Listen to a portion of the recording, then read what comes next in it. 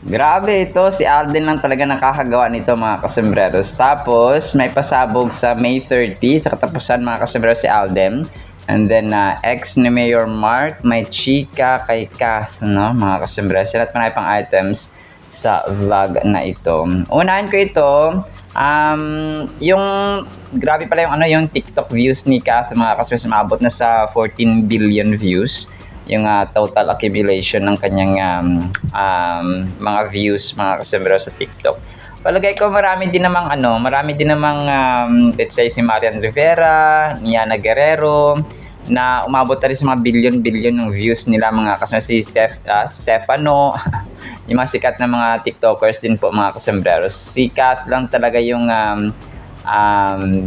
paano babantayan natin mga kasembreros, no? Kasi tayo updated nga sa kaya Kath. Pero palagay ko yung iba naman ay billion views din naman siya mga kasembreros. So sikat lang si Ma'am Catherine kung kaya mas nababantayan siya ng maraming tao mga kasembreros, especially ng mga fans kagaya natin, no, mga kasembreros. Tapos ayun, si Kath pinost para siya ni ate niya Dimples Romana. No, parang ito pala yung original. Parang sabi niya dito na Netflix PH bound with this OG baby of mine. So parang original baby daw niya, no, si Kath mga kasembreros, kasi nag-share din siya dito ng pictures nila or picture nila nung maliit pa si Kath mga kasembreros. So grabe sobrang liit pa ni Kath. Pero siguro ito siguro yung time na parang kakastart pala ni Kath mga kasembreros sa showbiz. So, yun, talagang talagang ang bilis ng panahon mga kasembreros. Kunwari, baby ka pa, tapos, or parang, let's say, 10 years old, 12 years old. Tapos, yung mga ate-ate mo na dati ay, kunwari, mga 20, tapos ikaw, 12 years old, 11 years old, tapos, yung ate, kuya mo dati na 20 sila or 16. Parang, alam mo yun, may mga pamilya na ngayon. So, parang bilis ng panahon talaga mga kasembreros. So, ang cute lang ng shinare dito ni Dimples Romana mga kasembreros na baby pa si Catherine dati, no, long hair pa si Bulilit. Si Bulilit Catherine mga kasembreros. Tapos si Dimples Romana naman dito ay of course medyo bata pa siya. Pero hindi pa ito yung time ng Mara Clara no, kasi alam ko yung Mara Clara ay 15, nasa teens na si Kath noon so hindi ito yung picture nila while they did the Mara Clara mga kasembreros. So dalawang pictures ang nilagay niya dito or pinost niya ni Dimples Romana mga kasembreros.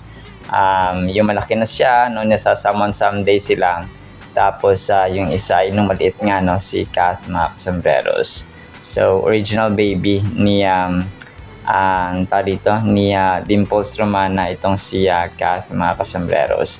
Tapos yun, isa sa mga major items natin, pasabog ni Alden at saka ng GMA Sparkle Artist Center mga kasembreros, yung Sparkle Run nga nila nag-invite dito si Alden ulit ng invitation mga kasembreros para sa mga gustong sumama sa takbuhan sa May 30 sa Quirino Grandstand mga kasembreros. So 16km run, 10km run, 6.6 km run, 5km run, 3km run mga kasembreros. So pwede niyo pong scan yung QR code na ito mga kasembreros para makapag-register, or kung gusto niyo pong mag-join mga kasembreros. So of course, na-mention na natin nakaraan yung mga kasama dito na mga artista, mga kasembreros, na pangunahan nila David Licauco. Parang si Barbie yata alam ko kasama, pero kung dun si David, para alam ko lang si Barbie mga kasembreros. Sina Dustin Yu, yung mga PBB housemates ng collab season 1, season 2, maging din po kasama mga kasembreros sa takbuhan ng GMA Sparkle Artist Center. Ito, panira na naman to mga kasembreros. May isang blind item dito na si Alden ang tinutukoy. Sabi niya isang aktor ang napag-alamang Becky at may karelasyon sa kapwa-aktor kaya hindi tumatagal ang pakipag-love team sa babae.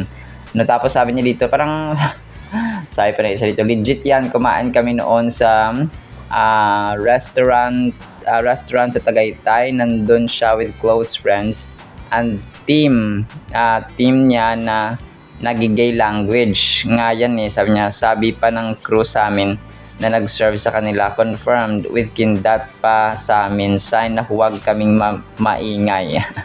So parang nag-gay language lang daw mga kasembreros.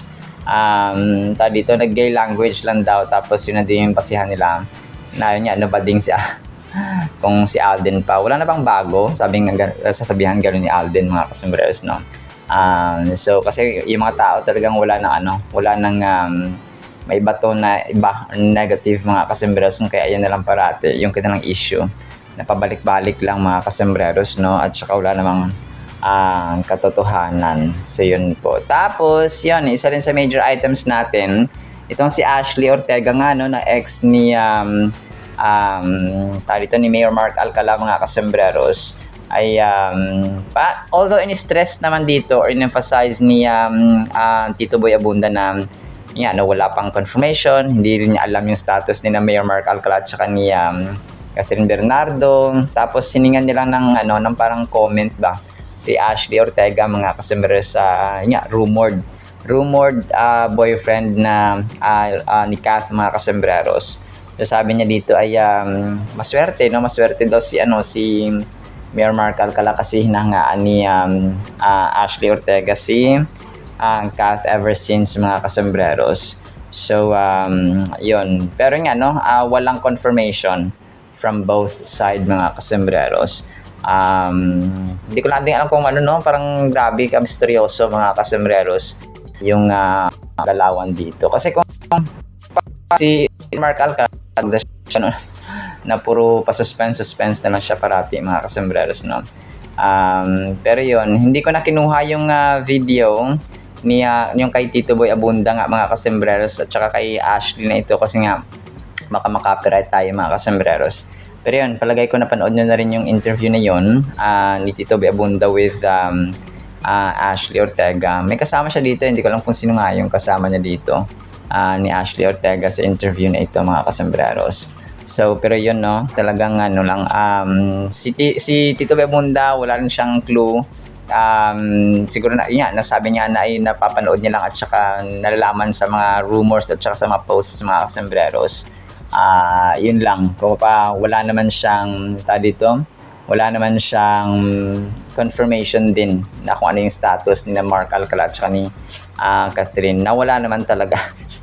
Puro fake news mga kasembreros. Tapos ito, congrats kay Kath kasi pangalawa siya dito sa Globe Data sa pinaka magandang babae hindi ko alam kung Philippines, kasi sabi dito Philippines top most beautiful Filipina or Filipino women mga kasembreros. So number 2 si Kath, no? Number 1 si Liza, number 3 si Nadine, number 4 si May Mendoza, number 5 si Julia Barreto, next si Ann Curtis. Para sa akin parang mas attractive pa at saka mas maganda si Ann kaysa kay May Mendoza mga kasembreros. So I'm not against naman, pero parang yun, si Ivana Alawi, Kim Chu, Marian Rivera. Si Marian Rivera parang pag tinanong mo yung sa survey, siguro number 1 siya mga kasembreros, no? Si Marian Rivera, Janine Gutierrez, Sara Jeronimo, Heart Evangelista, Bea Alonso, Kisses de Lavin, Andrea Brillantes, Rabia Mateo, Pia Wurzbach, Catriona Gray, Yasi Pressman, Sanya Lopez, Sue Ramirez, Bel Mariano, Julia Montes, Francine Diaz, Heaven Paralejo. So yun, basta yun na yung mga list niya mga customers na listahan ng top 30 na pinakamagandang babae daw or celebrities na babae dito sa Pilipinas. Tapos ang cute nito mga kasembreros, parang isa lang ng damit mga kasembreros si Alden. Pero kasi parang kinompose niya dito, hindi ko lang din alam kung isang tao ito nagpa-picture mga kasembreros, pero palagay ko hindi, no? Kasi mag-iba sila ng location. Ito pa yung time na nasa airport pa yata or pauwi na si Alden mga kasombrero sa Maynila nga, no, mga kasombrero, which is related dyan yung isa sa mga major items natin. Si Alden lang nakakagawa nito, no, mga kasombreros, kasi from Love Siargao to Code Gray agad mga kasombreros. Parang wala siyang sinasayang na wala talaga siyang sinasayang na panahon walang sinasayang na panahon si Pops Alden, mga kasembreros, at saka ang team nila. So dito, sabi day 3 na agad, no, mga kasembreros. So ibig sabihin nagsimula silang mag shoot nung Monday. Grabe, no, mga kasembreros, grabe. Sobrang bilis ng kanilang transition from Siargao to alam ko parang St. Luke's Medical Center yata ito, mga kasembreros, if not mistaken, no. So ito ay grabe, no, talagang dito ay kasama niya si Shuvi, si Andrea Torres ba ito? Tapos sino tong katabi ni Alden na isang lalaki? Si Christopher, no? Christopher Martin. Tapos si Christopher De Leon. Tapos si Faith Da Silva. Andito rin, mga kasembreros, no? So, yun. Parang sila yung ano dito. If I'm not mistaken, sa ano siya, no? Sa St. Luke's Medical Center yata ito, mga kasembreros. But correct me if I'm wrong, no? Si Grayson Lozano, no, yung kanyang pangalan dito sa code. Grabe, no, talaga ako wow. Gulat ako dito na, uy, grabe. Nagsisimula na para mag-shooting si Phenomenal Box Office Cinema King kasama yung mga tawag dito, yung mga cast ng Code Gray nga, mga kasembreros. So napakabilis ng kanilang pacing talaga, mga kasembreros, and only Alden's team yung nakakagawa nito. Sa akin lang parang sa akin kasi lagarista talaga ito si Alden, no. Sobrang busy talaga niya, mga kasembreros. So parang para sa akin lang naman, no, na siya lang yung nakakagawa nito, mga kasembreros, na sobrang bilis ng kanilang trabaho. Sobrang arranged ng mga schedules. Ewan ko lang sa ibang mga artista, no, mga kasembreros, na wala na silang kasing busy itong si Alden, kundi siya lang, mga kasembreros. So may iba rin naman siguro, pero not as busy kay Alden, mga kasembreros. Yun siya, no. That's my lang naman, personal observation, mga kasembreros. So hindi ko din naman alam yung mga schedule ng iba ng mga artista, of course, kasi nakafocus on tayo kay Alden. So pero as far as I can see, no, talagang matitimbang mo naman kasi kung gaano ka busy, gaano ka hectic yung schedule ni Soiti, mga kasembreros. Tapos ito, na-post ito ng admin kagabi, naka-brown na tuxedo si Alden, tapos naka-formal, no, ang attire dito ni Soiti, mga kasembreros. Hindi ko lang matandaan kung ano yung event niya dito, naka-brown siya. Okay, so ito yung pinakaunang sampa niya, no, sa Love Siargao, mga kasembreros. So parang na-repost lang pala ito, or na-recall ng isang admin kagabi sa TikTok, no. So si Jao Calderon, mga kasembreros, na ito yung una niyang outfit nung sumampa siya, no, nung parang bagong dating siya sa Siargao, mga kasembreros. So ito po, naalala ko yung kanyang outfit na ito nga yun, no, mga kasembreros. So kung mapakunwari, bagong dating siya doon sa Siargao, at saka ito yung kanyang outfit, mga kasembreros.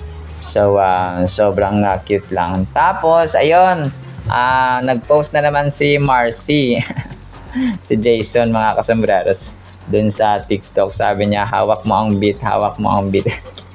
Tapos si Alden at saka si Kath ay naka pink dito, mga kasembreros, no, parang kunwari dahil sumasayaw sila, hawak mo ang beat. So ang kulit talaga dito ni Jason sa kanyang TikTok, mga kasembreros. So yun, pero edited lang po of course ang picture na ito, na kung saan ay naka-pink si Alden at saka si Kath, mga kasembreros. So edited lamang ang mga pictures na ito. Ito, pinost ito ni Neybarra Sabi niya 10 years apart and she literally looks exactly the same.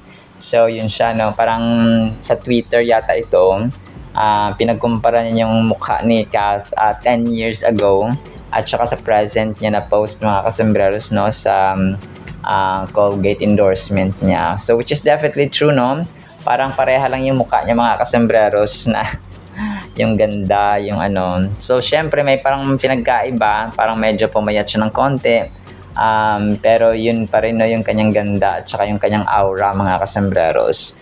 So ang kulit lang kasi parang si Jaylon Stanty WT, no. Yun yung kanyang pangalan sa Twitter, mga kasembreros. So, fan din siguro ito ni Kath, no?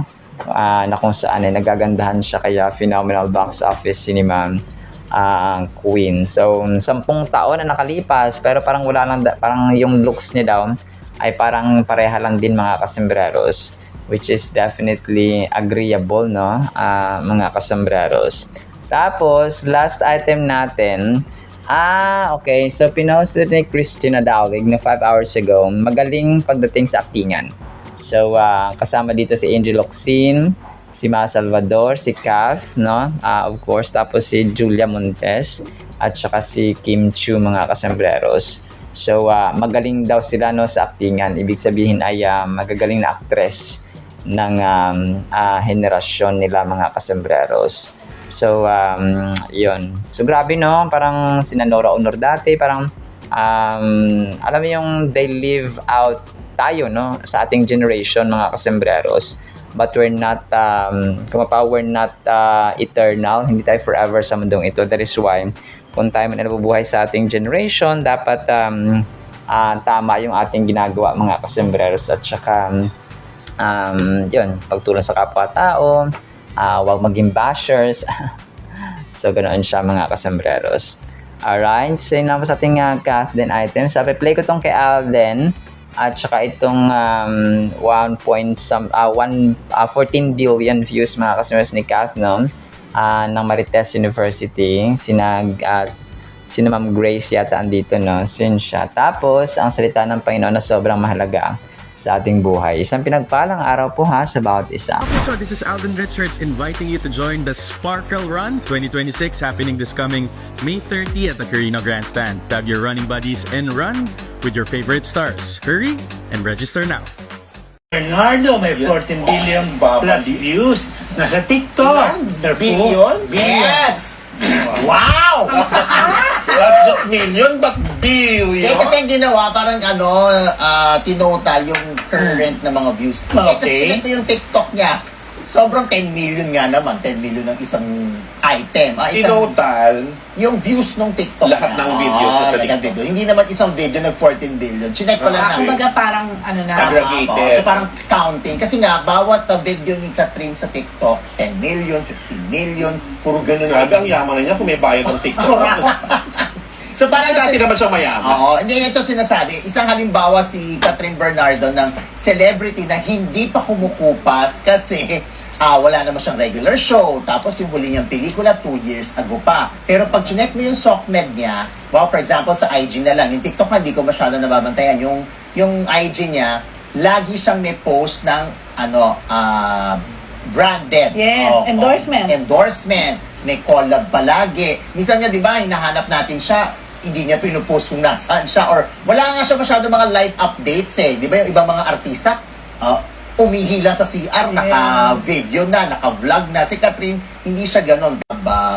Videos or yung mga branded na mga posts. Sobrang unique ng ating Word of God, mga kasembreros. Title pa lang ay masasabi mo ng unique ito, no? Ang title natin ay nakatayo sa bahay ni Lord kahit gabi na. Bakit kaya? Psalms 134 verse 1, Behold, bless the Lord all you servants of the Lord, who by night stand in the house of the Lord. So ito pala yun, mga kasembreros, no? Grabing metaphorical example or metaphorical language ang ginamit dito ni Haring David, mga kasembreros, sa kanyang salmo sa Psalms 134. So, ang psalm na ito or ang salmo na ito, mga kasembreros, na chapter 134 is one of the shortest, no? Isa sa pinakamaikli, mga kasembreros, na salmo ni Haring David, mga kasembreros. So, pero of course, no, punong-puno ng kaalaman at pulo tayo na lesson dito, mga kasembreros. So, it begins with bless the Lord, no, or behold, and the latter words are the Lord bless you, no doubt when used in the temple service. So ito po ay parang napakalalim na kasi kapag tayo po ay servants ng Panginoon, mga kasembreros, we bless God. So it's part na ng ating agenda everyday, mga kasembreros, na nadadakila, no, at saka napupuri ang Panginoon. So dito ay parang part yata ito ng kanilang service. Kunwari sa simbahan, di ba, merong pare or may pastor or may taga bigay ng ostia or ng tagabigay ng ganto. So parang offering for example. So yung parang ceremony mga kasembreros or church service. So sa kanila dati kasi temple service eh. So ito yung parang dinescribe lang no, ni Haring David mga kasembreros. So tapos yun parang pinag-aralan dito yung talagang tawag dito, yung mga servants, yung mga authorities, mga kasembreros na andito. According to, sabi dito, the charge is given to these watching priests. So mga pari, mga kasembreros, dito sa Psalms 134, these highly warders by some single person, we know not whom, perhaps by the high priest, perhaps by the captain of their band, they listen to the exhortation to praise and answer in the last words of this little psalm by involving or invoking a blessing on the head of an unnamed speaker who gave the charge. So ito po mga kasembreros, yung mga taong nakatayo daw no sa gilid or sa bahay ng Panginoon mga kasembreros kahit gabi na. So sila yung mga in charge no na mga tagabantay doon sa simbahan mga kasembreros. So sa ating buhay, hindi man tayo tagabantay no ng tawag dito ng bahay ng Panginoon kasi hindi man tayo lahat ay nakatira sa simbahan no.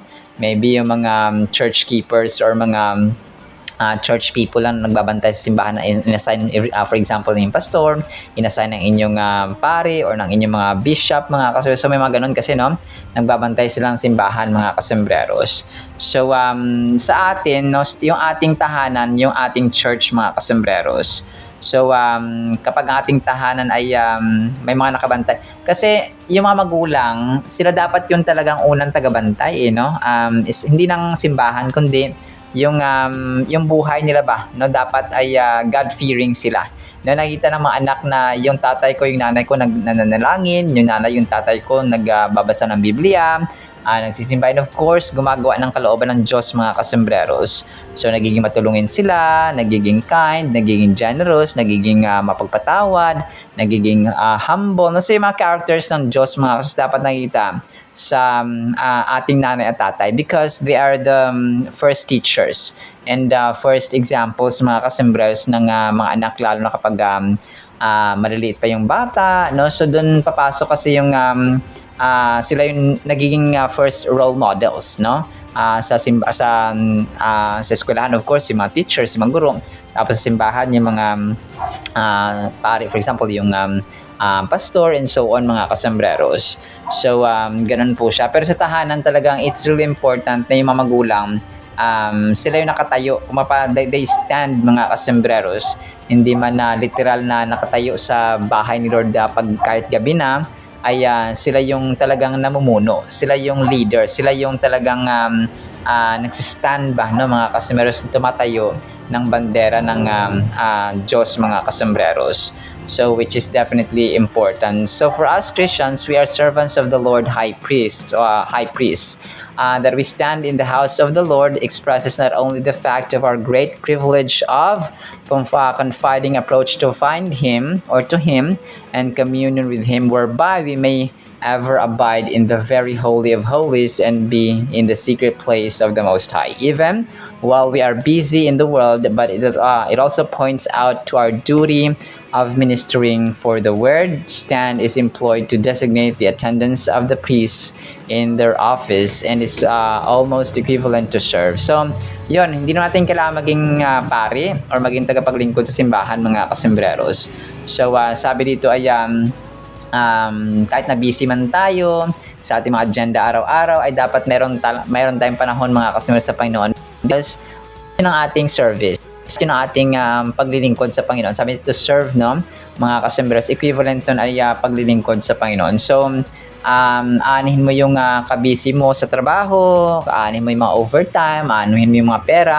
Kung wala ka namang service at saka wala kang panahon sa Diyos, everything is meaningless and pointless mga kasus. And nawawala yung real purpose natin sa mundong ito mga kasus kapag tayo po ay wala pong panahon at saka walang relationship sa Panginoon. A material type must have a spiritual fulfillment. A rite cannot correspond to a rite, nor a building to a building, but the correspondence in Christianity to the temple where God dwelt and from which He scattered His blessings is twofold. One, proper and original. The other secondary and derived. In the true sense, Jesus Christ is the temple. So, yun, no? Si Jesus Christ ang templo, mga kasombrero. So, kapag yung ating pamilya ay nakasentro kay Lord Jesus Christ, definitely merong nakatayo. So, merong nagbabantay, merong overseer, mga kasus, apart from God Himself, no, Jesus Christ Himself na pinakapundasyon ng ating buhay, ng ating tahanan, dapat ay, of course, no, yung mga magulang, yung mga guardians, mga kasembreros, na sila yung dapat na nakatayo, sila dapat yung initiators ba? Kasi yung magulang sila, they build their own family, ibig sabihin kaya nilang punan yung spiritual needs, financial needs, yung emotional needs, mental needs. So ito kasi isa sa mga mali na mga mag-jowa or mag-asawa sa ngayon, mga kasembreros. Ang akala nila, financial needs lang yung kailangan ng bata. Definitely not, mga kasembreros. Kasi ang tao, may emosyon. Ang tao may kinikilalang Diyos. No, ang tao, kung hindi ka marunong magbasa ng Biblia, hindi ka pwede magturo sa mga anak mo because you don't have the knowledge of the Bible, of the spiritual agenda, mga kasembreros ng Panginoon, no, na dapat natin ginagawa araw-araw. So kung wala tayong alam sa finances, no, definitely ay nagkukulang parati, no, ang budget ng pamilya. Kapag hindi ka marunong kung hindi ka marunong mag-handle ng emotional stress or emotional pressures, definitely hindi mo matuturuan at saka hindi mo mag-guide ang iyong anak, no? Or kung sino man dyan, mga kasembreros. So kung wala pa sa physical, okay lang kasi syempre physical, kakain, tapos mag-remind na yung bisyo, tapos pangalagaan and so on. So, but apart from, other factors or aspects ng tao, yung spiritual needs, yung pinaka-neglected. Kasi ang tao ngayon, especially magulang, talagang pag nagtrabaho sila, okay lang, basta makapag-provide ng pera, mapakain yung kanilang anak, mapag-aral. So, yun lang, na parang doon lang nagtatapos mga kasus. They need to work, and earn ng pera, mga customers, para ma-providean na mapakain yung kanilang pamilya or ang kanilang mga anak especially. But not knowing na yung needs natin sa spiritual, kasi yun ang pinakamalaga sa lahat sa lahat ng aspects ng tao, spiritual element or spiritual being or spiritual aspect natin yung pinakamalaga, mga customers, because that's our connection sa Panginoon. So para tayong isang nauuhaw na tao na gusto nating uminom pero wala tayong mainuman because hindi tayo connected at hindi tayo makakita ng inumin, no? And that is the Word of God, mga kasembra. So, yung isa lang din sa siguro pinaka nakakalinlang na ginagawa ng Diablo ay binibisin yung tao talaga, no, sa mga trabaho araw-araw, sa mga routines araw-araw, sa mga agenda araw-araw. Para wala silang panahon sa Biblia, wala nang panahon sa panalangin, wala nang time sa family, wala nang time sa paggawa ng kalooban ng Diyos. So, isa yun sa pinaka-successful ways actually or tactics ni Satanas, mga kasimiras na bibisi ko tong taong to pag nakabili ito ng bagong kotse or nakabili ito ng bagong cellphone, lalagyan ko ulit siya ng panibagong desire para magbili ulit ng panibagong cellphone na unit kapag so kailangan magtrabaho ka, kailangan mag-busy ka, kailangan mag-earn ka ng maraming pera and so on and so on. So para pag may bagong unit na naman yung cellphone or parang ganito ganyan, so bili ka ulit. So yun yung ginagawa ni Satan, mga kasembres, na parang nawawala yung kontentuhan ng tao. Tapos especially pinapatay talaga nito yung oras natin sa mga daily agenda and routines natin, mga kasembres, na akala natin at hindi natin namamalayan na okay lang, na parang okay lang basta nakapag-provide ako ng pagkain, nakarimit ako sa aking asawa, mapaaral ang aking anak and so on. So parang ganun lang kababaw ang buhay, mga kasembres, which is definitely hindi tama, mga kasembreros. So yun, no, nakakalungkot man, but we have to pray, we have to open our Bible. Ngayon pala, mga kasus, no, let's open and read and meditate and obey and love the Holy Bible, mga kasus, because ang pangako ng Diyos ay more than sa ating mga inaakala. Yung dreams niya para sa atin ay more than the dreams that we have for our families, for our own selves, mga kasembreros. So more than and beyond, mga kasembreros. So let's just keep on focusing and obeying and following God, mga kasembreros, and especially yung kanyang salita sa Holy Bible. Alright? So, yun lang po sa ating Word of God, ha? Pagpalaan po tayo ng pag-ibig, pananampalataya, pag-asa, and of course, panahon talaga sa ating Panginoon sa kanyang salita at paggawa ng kanyang kalooban. In the mighty, holy, sweet, magnificent name of the Lord Jesus Christ, we pray, with the communion of the Holy Spirit of the living God, and everyone said Amen and Amen. See you sa next segment, mga kasambarasan. Paalam po. I love you.